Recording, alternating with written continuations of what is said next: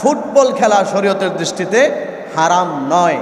Football খেলা জায়েজ আছে যদি সে শরীয়তের গণ্ডির মধ্যে থেকে ফুটবল খেলে। কিন্তু বর্তমান বিশ্বে যেই ফুটবল খেলা শুরু হয়েছে, যেই ফুটবল বিশ্বকাপ শুরু হয়েছে, এটা স্পষ্ট হারাম এবং কবিরা গুনাহ। এটা কোনোভাবেই জায়েজ নাই। আপনি আপনার শরীর চর্চার জন্য বন্ধু বান্ধব মিলে, ছাত্র উস্তাদ মিলে, এলাকার কয়েকজন মিলে ফুটবল খেলেন, ক্রিকেট খেলেন, এটা নিষেধ না, এটা জায়েজ আছে। এটা কি আছে? জায়েজ আছে। ফুটবল খেলা হারাম নয়, কিন্তু ফুটবল খেলাকে কেন্দ্র করে এমন কিছু কাজ আমাদের সমাজে হয়, এমন কিছু কাজের সূচনা আমাদের সমাজে হয়, এমন কিছু কাজ সারা বিশ্বব্যাপী শুরু হয় যেগুলো আপনারা সবাই জানেন। জানে না এরকম কেউ নেই।